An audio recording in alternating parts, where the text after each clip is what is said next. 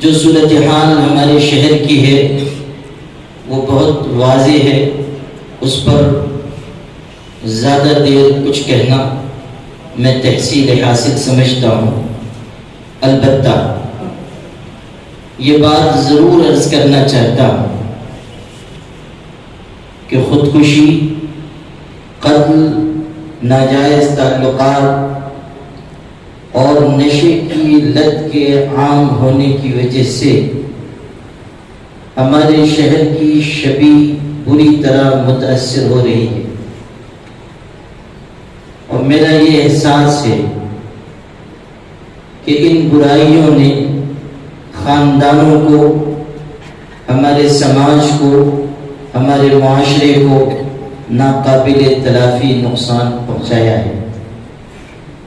نشے کی وجہ سے خاندان ٹوٹ رہے ہیں، رشتے بکھر رہے ہیں، سماجی اقدار تباہ ہو رہی ہیں، اخلاقی گراوٹ بڑھتی چلی جا رہی ہے، اور اس کے نتیجے میں بہت سی برائیاں جنم لے رہی ہیں۔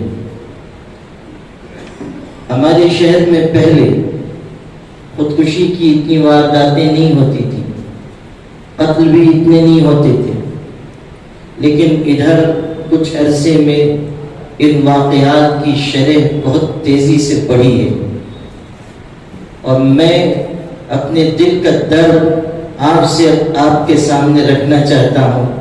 آپ سب فکر مند لوگ ہیں، آپ میں علماء ہیں، آپ میں سماجی کارکنان ہیں، میں اپنے دل کا درد آپ کے دل میں منتقل کرنا چاہتا ہوں کہ اگر ہم خودکشی کے واقعات پر تشویش میں مبتلا ہیں اور انہیں روکنا چاہتے ہیں تو صرف تقریروں کے ذریعے، مشوروں کے ذریعے، مضامین کے ذریعے، جمعہ کے خطاب کے ذریعے ان کو نہیں روکا جا سکتا۔ ہماری تقریر سے کسی بھوکے کا پیٹ نہیں بھرے گا، ہماری تحریر سے کسی مظلوم، ستم رسیدہ، کسی دکھی انسان کا دکھ نہیں دور ہوگا۔ ہمیں بحیثیت مسلمان امت خدمت کرنا ہوگا۔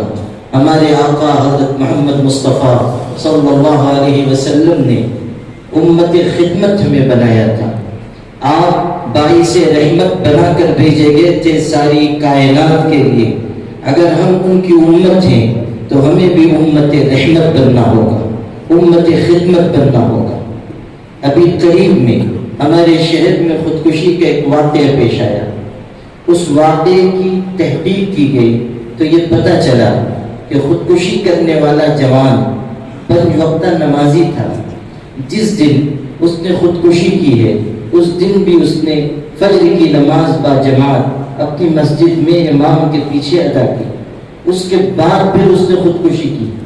جب معلومات لی گئی تو پتہ چلا کہ گھر کے لوگ زیادہ ہیں، اکیلا شخص تھا جس پر پورے گھر کا بوجھ تھا، برداشت نہیں کر پایا، جس کی وجہ سے اس نے اپنے آپ کو ایسے انتہائی قدم اٹھانے پر مجبور پایا۔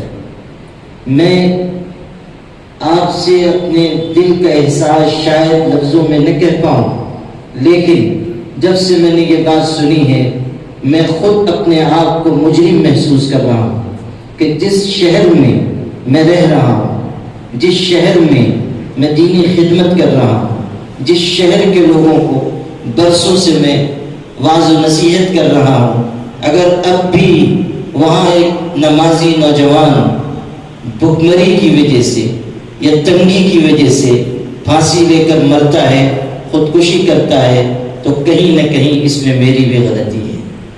ہم کوئی اجتماعی نظام اپنے شہر میں اب تک قائم نہیں کر سکے کہ جس میں دکھی انسانوں کے لیے، تنگ دستوں کے لیے، ناداروں کے لیے کوئی ایسا سسٹم ہو کہ جہاں سے ان کی کفالت ہو سکے۔ بے روزگاری بڑھ رہی ہے، جس کا نتیجہ یہ نکل رہا ہے کہ لوگ انتہائی قدم اٹھانے پر مجبور ہیں۔ میں خودکشی کرنے والوں کی کوئی حوصلہ افزائی نہیں کرنا چاہتا۔ شریعت نے جس چیز کو حرام قرار دیا ہے، کسی عالم یا مفتی کی مجال نہیں ہے کہ اس عمل کو ہلکا کر کے پیش کرے، لیکن میں یہ ضرور کہنا چاہتا ہوں کہ جو اسباب ہیں جو اس انتہائی قدم تک پہنچا رہے ہیں، ان اسباب کو ختم کیے بغیر ہم اس برائی کو مٹا نہیں سکتے ہیں۔ ہمیں بے روزگاری کو ختم کرنے کے لیے، غربت کو ختم کرنے کے لیے، ناداری کو ختم کرنے کے لیے، بوقت ضرورت اپنے بھائیوں کی مدد کے لیے کوئی نظام بنانا ہوگا۔ مجھے خوشی ہے کہ یہاں ہمارے جو بہت ہی فکر مند ساتھی آئے، ذمہ داران آئے، ان میں سے کئی نے یہ بات کہی کہ ہمیں بیت المال کا سسٹم قائم کرنا چاہیے۔ میں نہ صرف یہ کہ اس تجویز کی تائید کرتا ہوں، بلکہ میں نے کئی دن مشورہ کر کے پہلے سے یہ بات طے کی تھی کہ ہم اس مشورتی نشست میں اس بات کا اعلان کریں کہ ایک ایسی کمیٹی شہر کے بہت ہی صاف شفاف، بہت ہی فکر مند احباب کی بنائی جائے کہ جو پل کا کام کرے، پل کا کام اس طرح کرے کہ ناداروں اور مالداروں کے بیچ وہ ایک ذریعہ ہو، ایک واسطہ ہو، اور ایک ہیلپ لائن نمبر جاری کیا جائے۔ شہر میں کہیں کوئی ایک دفتر قائم کیا جائے جہاں ایسے لوگ جو مجبور ہوں، پریشان حال ہوں، پہنچیں، اور اس کمیٹی سے ان لوگوں کو جوڑا جائے جو اہل خیر ہیں، اور وہ ہر مہینے 1000 روپے 2000 روپے جو ان کی استطاعت سے پیش کریں۔ ہمیشہ یاد رکھیے گا، اسلام نے زکوٰۃ کا نظام اسی لیے قائم کیا تھا کہ زکوٰۃ کے اس نظام کے ذریعے غربت کو ختم کیا جائے۔ ہمارے آقا نے فرمایا تھا تؤخذ من اغنیائہم وترد علی فقرائہم، زکوٰۃ اس امت کے مالداروں سے لی جائے گی اور اس امت کے غریبوں پر لوٹا دی جائے گی۔ یہ غریبوں پر لوٹایا جانا اس طرح نہیں ہے جس طرح ہم کر رہے ہیں کہ 1000 روپیہ زکوٰۃ دے دی، اس کو 500 روپے زکوٰۃ دے دی، اس کو 200 روپے زکوٰۃ دے دی۔ اس طرح زکوٰۃ دینے کی وجہ سے، انفرادی زکوٰۃ دینے کی وجہ سے جو آدمی غریب ہے وہ ہمیشہ غریب ہی رہے گا، اور جو مانگنے کی عادت اس کو پڑ جائے گی اس کی وجہ سے وہ اس امت کا ایک ناکارہ حصہ بن جائے گا۔ زکوٰۃ کا نظام غریب کو غریب بنانے کے لیے نہیں رکھا گیا تھا، زکوٰۃ کا نظام غریبوں کی غربت ختم کرنے کے لیے تھا، اور یہ اجتماعی نظام تھا جس کو ہم نے انفرادی کر دیا۔ یہ اجتماعی نظام تھا جس کو ہم نے انفرادی بنا دیا۔ ہمارے آقا ہمیں سکھا کر گئے تھے کہ ہم کس طرح لوگوں کی خدمت کریں، مسجدوں کو اس کا مرکز بنائیں۔ میں آپ کو ایک واقعہ سنانا چاہتا ہوں، بہت ہی فکر انگیز واقعہ ہے۔ حضور صلی اللہ علیہ وسلم جمعہ کے دن منبر پر تھے، تقریر خطبہ دے رہے تھے۔ آپ سب جانتے ہیں کہ جب خطبہ شروع ہو جائے نہ نماز پڑھی جا سکتی ہے، نہ ذکر کیا جا سکتا ہے، نہ سنت پڑھی جا سکتی ہے، سب منع ہے۔ لیکن حضور صلی اللہ علیہ وسلم نے دیکھا کہ ایک صاحب آئے اور خطبے کے دوران مسجد میں بیٹھ گئے، انہوں نے سنت نہیں پڑھی۔ آپ نے منبر سے ان سے پوچھا، خطبہ روکا، آپ نے پوچھا تم بیٹھ گئے، سنت نہیں پڑھی، تحیۃ المسجد نہیں پڑھی۔ انہوں نے کہا حضرت آپ خطبہ ارشاد فرما رہے تھے، آپ نے کہا میں روکتا ہوں، تم سنت پڑھو۔ آپ ٹھہر گئے، اس نے سنت ادا کی، پھر آپ نے خطبہ آگے بڑھایا۔ اب اشکال ہو گیا، ایک طرف حضور نے یہ ارشاد فرمایا ہے کہ امام آ جائے تو کوئی کلام نہیں، کوئی نماز نہیں، یہ خود حضور کا ارشاد ہے، اور دوسری طرف آپ نے خطبہ روک کر اس شخص کو سنت پڑھنے کی تاکید کی۔ کیوں؟ شارحین حدیث نے لکھا ہے کہ اصل حکم تو وہی ہے جو حضور نے ارشاد فرمایا تھا کہ جب امام آ جائے گا خطبے کے لیے نماز بند اور کلام بند، لیکن آپ صلی اللہ علیہ وسلم نے اس آنے والے شخص کو اس دن دیکھا کہ اس کے کپڑے اس کی غربت ظاہر کر رہے ہیں، افلاس اس کے چہرے پر نظر آ رہا ہے، مگر خوددار آدمی ہے۔ اگر آپ اس کو اس کی طرف اشارہ کر کے کہتے کہ یہ غریب ہے، تم اس کی ضرورت پوری کرو، تو اس کی عزت نفس کو ٹھیس لگ جاتی۔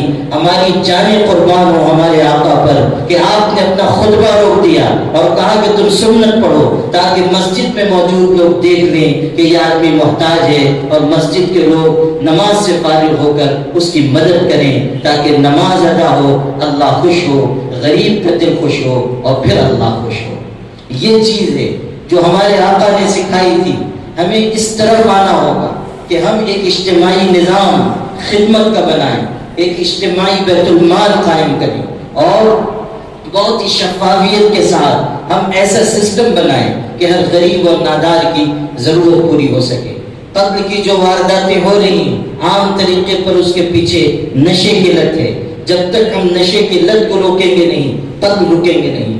آپس کے جھگڑے بھی سبب ہیں، دشمنی بھی سبب ہے۔ یہ جو ہمارے دلوں میں عناد بھر رہا ہے، اس کی وجہ سے آپس میں قتل اور خوریزی بڑھ رہی ہے۔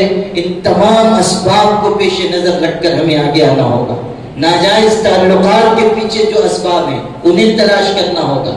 افسوس ہے کہ مسلمان بچیاں غیر مسلموں سے ناجائز تعلقات قائم کر رہی ہیں۔ حد ہو گئی کہ ارتداد کے دروازے کھل گئے ہیں۔ ہزاروں مسلمان لڑکیاں ملک بھر میں مرتد ہو چکی ہیں۔ میں پچھلے 5-6 برسوں سے اس موضوع پر کام کر رہا ہوں، اور میں نے اس وقت اس سلسلے میں آواز لگائی تھی جب اس معاملے کی نزاکت اور حساسیت اتنی لوگوں کی نگاہ میں نہیں تھی۔ آج بھی یہ معاملہ ہمارے لیے ناسور بنا ہوا ہے، اور ہمیں وقت رہتے ہوئے اس کو روکنا ہوگا، سدباب کی کوشش کرنی ہوگی۔ چھوٹے چھوٹے بچوں کو ہمارے سماج میں نشے کی لت لگ رہی ہے، خاندان ٹوٹ رہے ہیں۔ میں آپ سے کیا عرض کروں، ابھی ہم نے چند دنوں سے جب زیادہ اہتمام سے اس پر کام شروع کیا ہے، ایسے ایسے دردناک واقعات سامنے آ رہے ہیں کہ دل خون کے آنسو ہوتا ہے۔ آج اس علاقے کے قریب کے ایک علاقے کے بارے میں مستند معتبر لوگوں نے مجھے بتایا کہ ایک غریب شخص بوڑھا جو ماشاءاللہ دیندار ہے، حق حلال کی روزی کماتا ہے، سڑک کے کنارے گولی بسکٹ کی دکان لگاتا ہے، وہی اس کا ذریعہ معاش، حق حلال کی روزی بڑھاپے میں بھی کما رہا ہے۔ ایک لوتا بچہ، جوان بچہ، شادی شدہ، 2 بچے، اس لڑکے کو شراب کی لت لگا دی گئی۔ نتیجہ یہ ہوا کہ غریب لوگ تھے، جس محلے میں رہ رہے تھے کرائے کے گھر میں، اس محلے والوں نے گھر خالی کرا لیا۔ اب صورتحال یہ ہے کہ اس لڑکے کی ماں اپنی ماں کے ہاں ہے، اس کی خود کی بیوی اور بچے سسرال میں پڑے ہوئے ہیں، اور وہ اس کا بوڑھا باپ حق حلال کی روزی کمانے والا، وہ کبھی یہاں سو رہا ہے، کبھی وہاں سو رہا ہے، کوئی اس کا ٹھکانہ نہیں ہے۔ غور کیجئے کہ اس بوڑھے باپ کی اس بڑھاپے میں جو قسم پرسی کی حالت ہے، کون اس کا ذمہ دار ہے؟ ہم کیوں اس کا درد محسوس نہیں کر رہے ہیں؟ کتنے ایسے بوڑھے ہوں گے، کتنے ایسے خاندان ہوں گے جو ان مسائل کی وجہ سے جھوج رہے ہیں۔ میں محسوس کرتا ہوں کہ جو درد ہمارے دلوں میں پیدا ہونا چاہیے، نشے کی اس لت کے عام ہونے کی وجہ سے ہمارے دل میں جو کوفت ہونی چاہیے، شاید ہم وہ محسوس نہیں کر رہے ہیں، اس لیے کہ ہم اس زمینی سطح تک نہیں جا پا رہے ہیں۔ کسی کے گھر میں ایک ہی بچہ ہے، اس کو شراب کی لت لگ جائے، نشے کی عادت لگ جائے، کتنے سال وہ جیے گا؟ ماں باپ کا اکلوتا سہارا ہے، دم توڑ دے گا، کون ان کو پوچھنے والا ہے؟ کون ان کی خبر گیری کرنے والا ہے؟ چھوٹے چھوٹے بچے یتیم ہو جائیں گے، کون ان یتیموں کے سر پہ ہاتھ رکھنے والا ہوگا؟ غور کر لیجئے کہ اس نشے کی وجہ سے کتنے بڑے پیمانے پر یہ لعنت اور یہ مصیبت ہمارے سماج میں عام ہو رہی ہے۔ اس لیے میں آپ سب کے ضمیر کو آواز دینا چاہتا ہوں، اور آپ سب لوگوں کے توسل سے پورے شہر کے تمام لوگوں کو آواز دینا چاہتا ہوں کہ ہماری بنیادی ذمہ داری ہے کہ ہم سماجی برائیوں کے خلاف یکجٹ ہو کر متحدہ آواز بلند کریں، اور جو اقدام ہم کر سکتے ہوں ہم کریں۔ ورنہ میں آپ سے صاف کہتا ہوں اور اپنے آپ کو شامل کر کے کہتا ہوں کہ اگر آج ہم نے ان برائیوں کے خلاف متحدہ آواز نہ لگائی اور رسمی طریقے پر اس سے بھی گزر گئے، اور اگر ہم نے درد محسوس نہ کیا، تو یقین مانیے کل قیامت کے دن ہمارے ہی شہر کے بہت سے بوڑھے ہوں گے، باپ، بہت سی بوڑھی مائیں، بہت سی ایسی عورتیں جو بیویاں تھیں اور پھر بیوہ ہو گئیں، وہ سب قیامت کے دن ہماری دامن گیر ہوں گی، ہمارا دامن پکڑیں گے۔ یہ لوگ ہم سے اللہ کے سامنے فریاد کریں گے کہ ان لوگوں کے رہتے ہوئے شہر میں اس طرح کی وارداتیں ہوئیں، اس طرح کے واقعات بڑھے، برائیاں پھیلی، ہم سب کو ذمہ داری محسوس کرنی چاہیے. ہمارے آقا حضرت محمد صلی اللہ علیہ وسلم نے ارشاد فرمایا تھا الا کلکم راعٍ وکلکم مسئول عن رعیتہ. تم میں سے ہر شخص نگراں ہے. تو یہ نہ سمجھے کہ یہ صرف عالم کا کام ہے, یہ صرف جماعتوں کا کے طور پر عرض کرتا ہوں. ایک بنیادی بات تو میں نے ابھی عرض کی کہ ہمیں پورے شہر کی سطح پر ایک مرکزی بیت المال بنانا چاہیے, ایک کمیٹی بنانی چاہیے جس کے ذریعے ایسے لوگوں کی مدد کی جا سکے جو واقعی مدد کے محتاج ہیں. بہت سے لوگ ایسے بھی ہیں جو مدد کے حقدار نہیں ہیں, پیشہ ور لوگ ہیں. ایسے لوگوں کی مدد نہ کی جائے. غریبوں کی مدد لازم ہے اور پیشہ وروں کو ٹکرا دینا ضروری ہے. اگر پیشہ وروں کو دیا جائے گا تو ہمیشہ حقداروں کا حق مارا جائے گا. اس لیے بہت تحقیق کے بعد, محلے سے معلومات لینے کے بعد اور مختلف ذرائع استعمال کرنے کے بعد ناداروں, مسکینوں, غریبوں کی مدد کی جائے. اور اس کمیٹی کے ذریعے یہ کوشش بھی ہو کہ جو لوگ بے روزگار ہیں ان کے روزگار کا کچھ انتظام کیا جائے.